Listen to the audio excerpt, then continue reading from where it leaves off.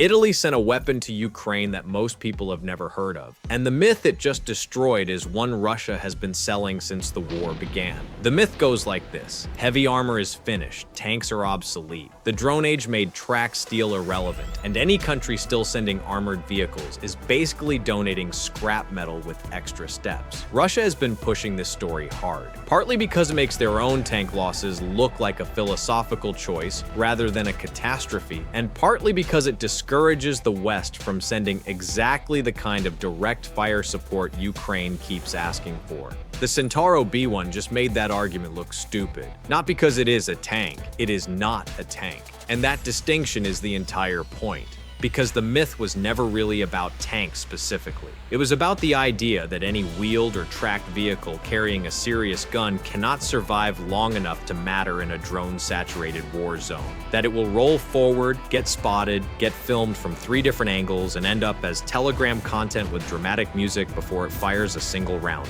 Ukraine's 78th Air Assault Regiment just showed footage of Italian Centauro B1s operating in their unit, confirmed, in service, modified for the Ukrainian battlefield, cage armor fitted, anti-drone grills installed, extra spikes added to push detonation points away from the hull. The vehicles did not arrive as museum pieces. They arrived as working tools that somebody had clearly thought hard about, then modified harder. And the modifications are the first tell that this vehicle is doing real work. Because nobody adds spaced metal screens, complex fabric grills over the turret, and unraveled cable spikes to a vehicle sitting in a warehouse. You do that to something you are actually driving into a place where things fly at it. Ukrainian paratroopers did not dress this machine up for a parade. They dressed it up for a war. That is where this gets interesting. Now, before we talk about what the Centauro B1 is doing in Ukraine, we need to talk about what it actually is. Because a lot of people are going to read wheeled tank destroyer and immediately start arguing in the comments about whether it counts as a real tank. This is the internet, so that argument will happen regardless. The Centauro B1 is an 8x8 wheeled armored vehicle built around a 105mm rifled cannon. It is Italian, which means it was designed to be fast, elegant, and extremely capable, while somehow also feeling like it could be parked outside a restaurant in Milan without anyone finding it strange. The main gun is the 105mm Otto Malera, an Italian copy of the famous British L7, a rifle design that fires standard NATO unitary rounds and has been punching through things it should not be able to punch through since the Cold War. The vehicle weighs around 24 tons, runs on an Iveco V6 diesel producing around 520 horsepower, and reaches road speeds of around 100 to 105 kilometers per hour.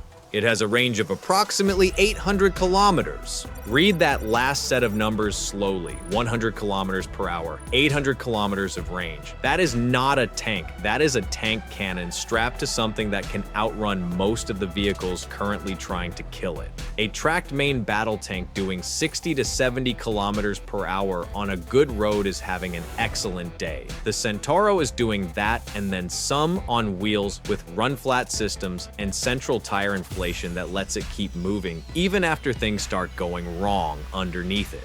The crew of 4, commander, gunner, loader, driver, sits inside a vehicle that prioritizes one thing above almost everything else.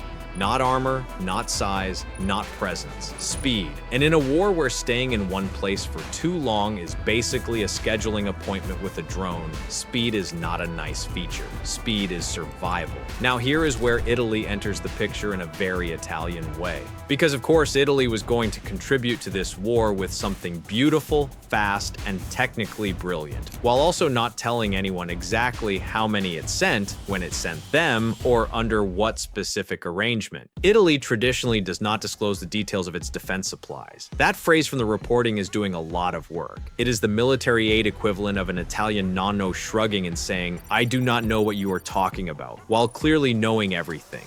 Transfer talks circulated as far back as 2023. Transport photos appeared in early 2025 when people started noticing Centauro-shaped objects being moved in ways that suggested Ukraine was the destination. But visual confirmation waited until November 2025, when the 78th Air Assault Regiment released footage for Air Assault Forces Day, showing the vehicles with Ukrainian soldiers and Ukrainian modifications. 2 years of speculation. One video confirmed. That is the most Italian possible timeline for a weapons transfer. The vehicle probably arrived in a beautifully presented crate with documentation that was technically correct, but somehow maddeningly incomplete, and then sat in a Ukrainian maintenance facility while people argued about whether the paperwork needed one more signature or 3. The point is, it arrived, it works, it is in service, and Russia has a problem.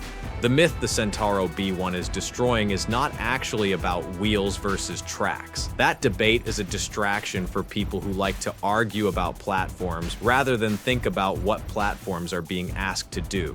The real myth is this, that the drone age made direct fire support irrelevant. That the only way to survive on a modern battlefield is to stay so far back, so hidden, so indirect in your application of force that anything with a visible gun and a detectable thermal signature is already dead the moment it moves.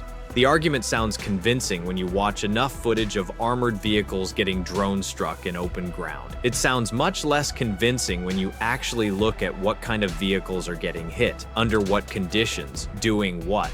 The vehicles that keep showing up in those videos are doing one of several very specific things wrong. They are moving through open terrain without drone cover. They are sitting stationary in exposed positions too long. They are operating alone without a layered support structure. They are treating the drone era like a weather event you endure, rather than a problem you plan around. Ukraine has been learning, expensively and brutally, that the answer to the drone age is not to abandon direct fire support. It is to change how you use it, move faster, expose less, hit, relocate, disappear. Use the vehicle for what it is actually good at, then get it out of the place where it just made itself visible before the response arrives. The Centauro B1 is almost perfectly shaped for that lesson. Consider what Ukraine's 78th Air Assault Regiment actually needs. This is an air assault formation. These are paratroopers. Their entire operational logic is built around speed, surprise, and rapid exploitation of opportunity. They do not want a 60-ton tracked main battle tank that takes 3 hours to move 10 kilometers and needs a logistics tail the size of a small town.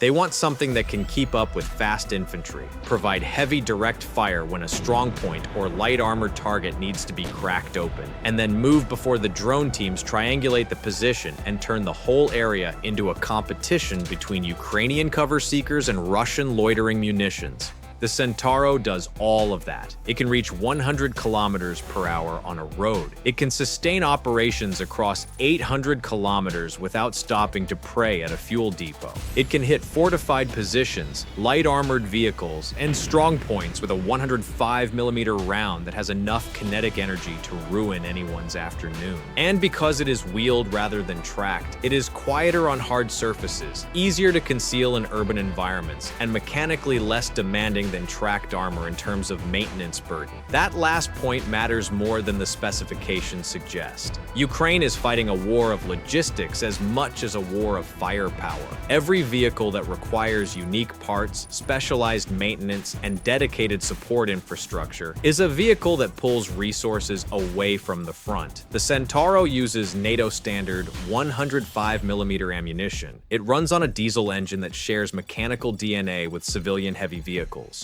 Its wheeled platform is something Ukrainian mechanics can work on without needing a 6-month course on tracked vehicle systems. In a war where maintenance capacity is finite and the front is consuming hardware at industrial rates, a vehicle that can be sustained without heroic logistical effort is a vehicle that keeps showing up for work. That is why the modifications the 78th Regiment applied tell such a specific story. The spaced metal anti-drone screens are welded to key surfaces to create standoff distance between the hull and an incoming FPV's shaped charge. The mesh grille over the turret is designed to intercept FPVs before they reach the main armor. And because it is fabric rather than rigid metal, an FPV that hits it may fail to detonate properly. The firing mechanism does not always trigger on soft contact. The extra spikes made from unraveled cables are designed to push the detonation point of an incoming drone further from the vehicle's armor, so that when a shape-charged jet fires, it has already traveled too far to maintain penetrating velocity.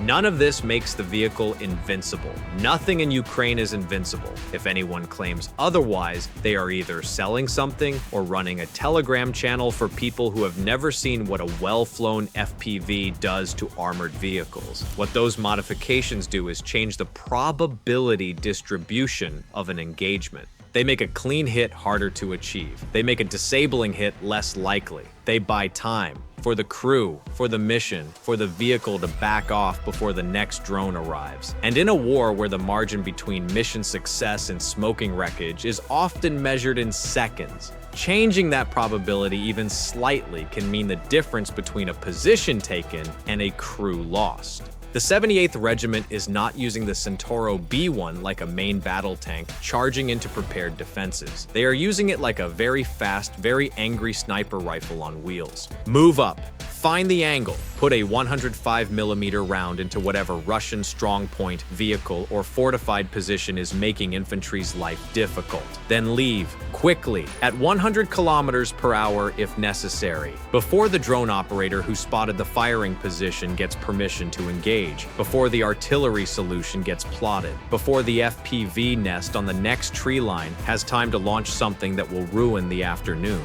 That is not a myth-busting headline. That is a method. And it is exactly the method Russia has been hoping the West would conclude was impossible. Here is what Russia actually cannot afford about the Centauro B1. Not the vehicle by itself. One armored platform does not decide a war this large. Russia knows that. Ukraine knows that. Anyone watching this seriously knows that. What matters is the operational logic behind it. Because Russia's defensive system in eastern Ukraine is built around a very specific assumption. The assumption is that any direct fire threat powerful enough to crack a fortified position will also be slow, heavy, loud, and visible enough to track before it escapes.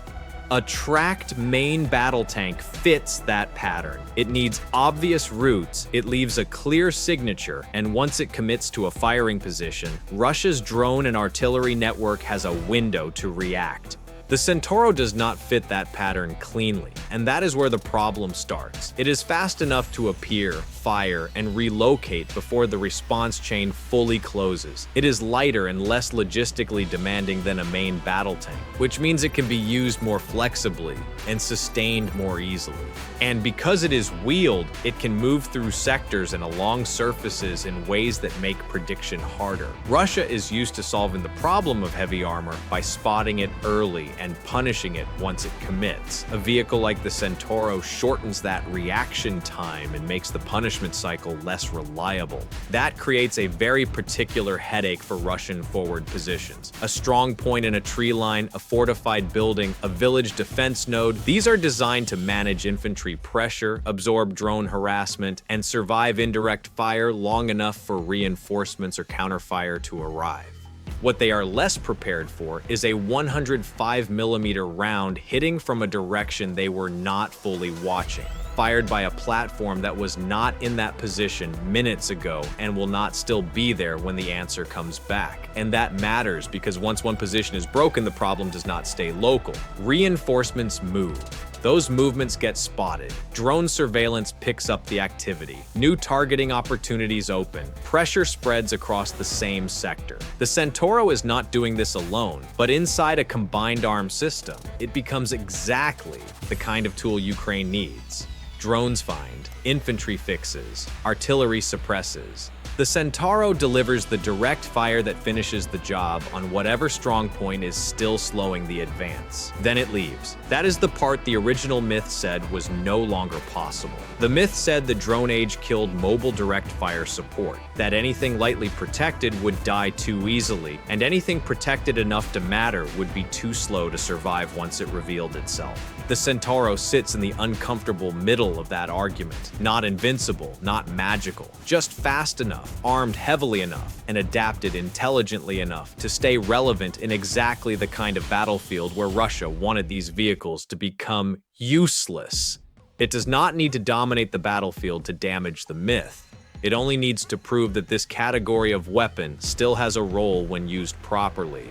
And Ukraine is clearly not treating it like a one-off experiment. The anti-drone grills, the cage armor, the cable spikes, all of that tells you the same thing. This is not a symbolic vehicle being shown off for morale footage. This is a platform the unit expects to keep using. You do not spend that much time modifying something unless you think it has a future on the battlefield. You do that when you expect it to survive contact, come back, get rearmed, and head out again for another job. That is what makes Italy's contribution more important than it first appears. Because this was not just a donation of hardware, it was the delivery of a very specific capability. Ukraine's 78th Air Assault Regiment needed something faster than a tracked tank, harder hitting than a lighter armored vehicle, and easier to keep in the fight than something with a massive maintenance burden. Italy quietly provided exactly that. No massive press campaign, no dramatic political theater, no grand speech about strategic transformation, just confirmed footage of vehicles already integrated, already modified, and already trusted enough to be used in real operations. And that leaves Russia with a problem that is bigger than one Italian vehicle. Because once a platform like this proves it can survive long enough to matter, the entire argument that heavy direct fire support is obsolete starts to look a lot weaker. The issue was never that armored firepower stopped being useful. The issue was whether anyone could adapt it to a battlefield saturated with drones, rapid observation, and fast kill chains. Ukraine just showed that the answer is yes. The myth says wheeled armor cannot survive the drone age. The 78th Air Assault Regiment just disagreed, in Italian, at 100 kilometers per hour, with a 105mm gun pointed at whatever Russia built next.